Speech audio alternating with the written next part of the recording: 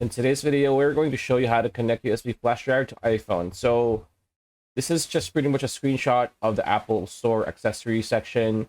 And as you can see here, it says Lightning to USB 3 camera adapter. So it is very simple. You just need to purchase a USB 3 camera adapter to your iPhone. It is recommended that you use the USB 3 camera adapter when accessing a USB flash drive on an iPhone or iPad.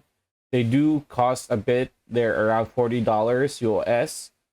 Because if you just use a typical standard USB flash drive adapter, it's probably not going to work on an Apple device. So Lightning to USB 3, the Apple product, as you can see here, is the best case scenario for you.